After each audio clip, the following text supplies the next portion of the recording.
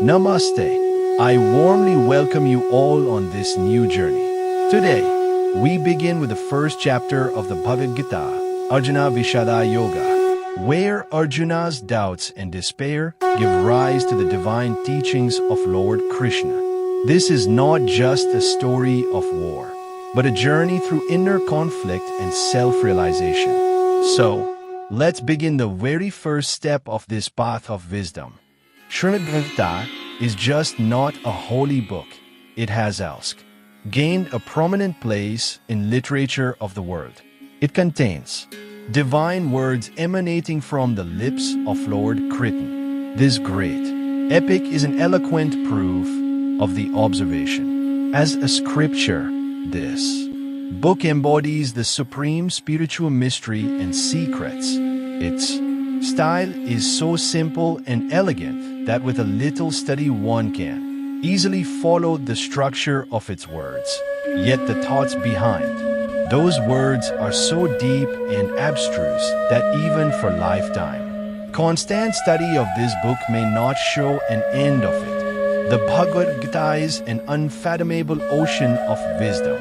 It is a bottomless sea containing endless strait of meanings.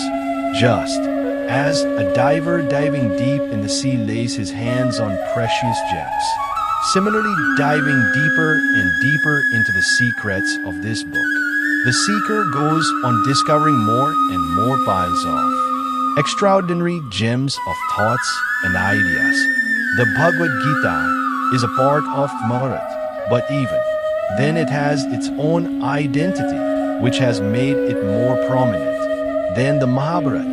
It may look to be just a narration of the happenings of the war between Kauravas and Pandavas, but it is the philosophy of life expressed from the lips of Lord Krishna, addressed to the warrior Arjuna, when all efforts of preventing the war between Kauravas and Pandavas failed and subsequently both sides had thoroughly prepared to start the battle in Kurukshetra. The sage Vishada, the king and the father of Duryodhana, if he would like to see the terrible, came in so that he could make a gift of transcendent vision as king. Kurukshetra was visually handicapped otherwise. Kurukshetra replied, O Maharishi, I have no desire to see with my own eyes this slaughter of my own family, but would like to hear all the events of the battle.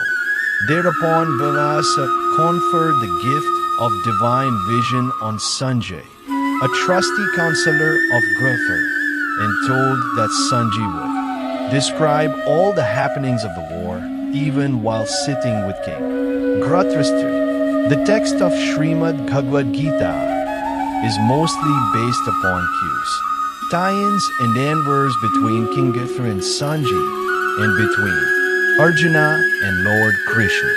First chapter thus starts with Kurukshetra's question to Sanjay in the following terms. Kurukshetra said, Sanjay gathered on the sacred soil of Kurukshetra, eager to fight. What did my children and the children of Pandu do? Sanjay said, at that time, seeing the army of the Pandavas drawing up for battle and approaching Dronacharya, King Duryodhana spoke these words, Behold, Master, the mighty army of the sons of Pandu arrayed for battle by your talented pupil, Krishna, son of Drupad. There are in this army heroes wielding mighty bows and equal in military prowess too. Bhima and Arnasi and Viratan, the Maharthi warrior chief, Drupad, Krishna and the valiant king of Kashi, and Purujit, Kuntuja, and Sevya, the best of men and mighty and valiant Tijai, Aminu, the son of Subhadra, and the 5 sons of Draupadi, all of them Maharathis, warrior chiefs. O best of bronze, know them also who are the principal warriors on our side, the generals of my army. For your information, I mention them below. Yourself and Gisma and Karna and Kripa, who is ever victorious in battle, and even so, Aswatthama, Vikarn and Griswa, the son of Somdatta, and there are many other heroes equipped with various weapons and missiles who have staked their lives for me, all skilled in warfare. This army of ours, fully protected by Bhisma, is unconquerable, while that army of theirs, guarded in every way by Bhima, is easy to conquer. Therefore, stationed in your respective positions on all fronts, you all guard Bhisma, in particular on all sides.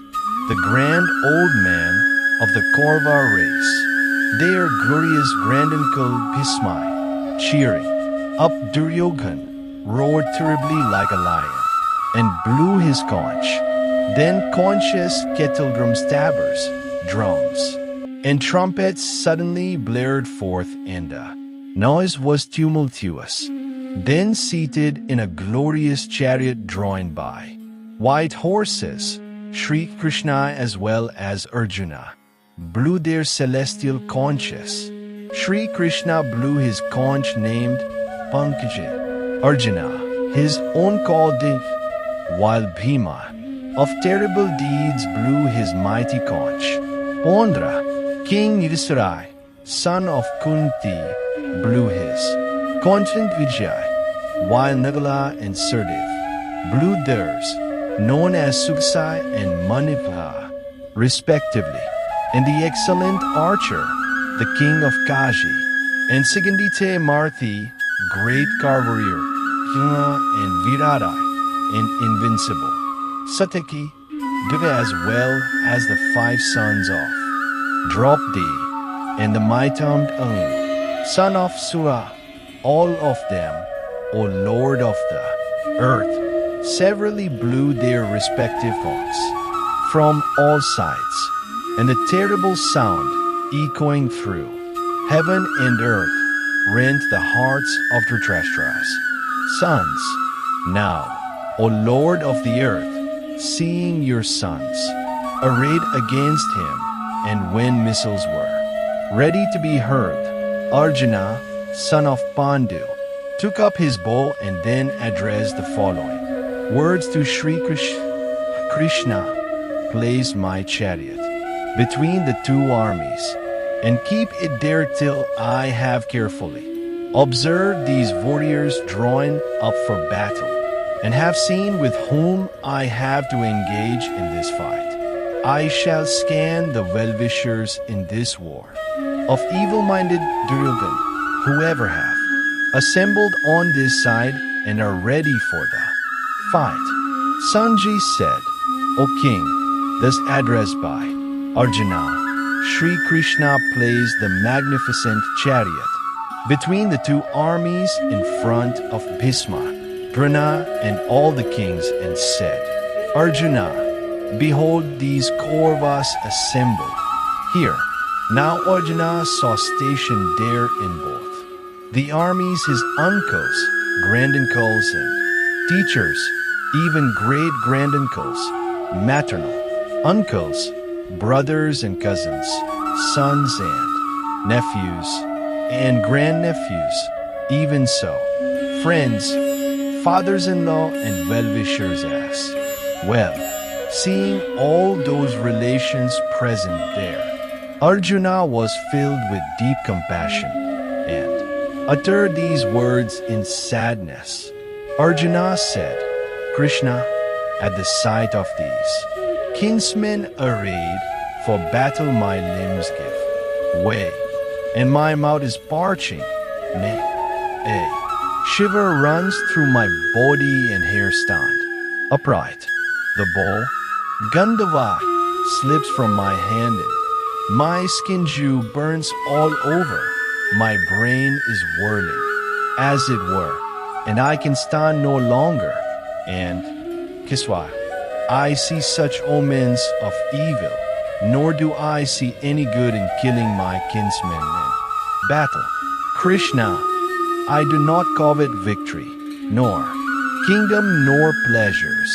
Govinda, of what use will kingdom or luxuries or even life be to us, those very persons for whose sake we covet the throne, luxuries and pleasures, teachers, uncles, sons and nephews, and even so granduncles and great-granduncles, maternal uncles, fathers-in-law, grandnephews, brothers-in-law, and other relations are here arrayed on the battlefield, risking their lives and wealth. O slayer of Madhu, I do not want to kill them, though they should slay me, even for the throne of the three worlds. How much the less from earthly lordship. Krishna, how can we hope to be happy slaying the sons of Gurkhat? Killing these desperados, sin will surely take hold of us. Therefore, Krishna, it does not behove us to kill our relations, the sons of Gurkhat. For how can we be happy after killing our own kinsmen, even if these people, with minds blinded by greed, perceive no evil in destroying their own race and no sin in treason to friends? Why should not we, O Krishna, who say clearly the sin accruing from the destruction of one's family, think of turning away from this crime? Age-long family traditions disappear with the destruction of a family, and virtue having been lost, vice takes hold of the entire race. With the preponderance of vice, Krishna, the women of the family become corrupt, and with the corruption of women, O descendant of Varsni, there ensues an intermixture of castes. Admixture of blood damns the destroyers of race as well as the race itself. Deprived of the offerings of rice and water, Shraddha, Turpna, etc., the mains of their race also fall through these evils, bringing about an intermixture of castes. The age-long caste traditions and family customs of the killers of kinsmen get extinct. Krishna, we hear that men who have lost their family traditions dwell in hell for an indefinite period of time. Oh, what a pity! Though possessed of intelligence, we have set our mind on the commission of a great sin, in that, due to lust for throne and enjoyment, we are intent on killing own kinsmen.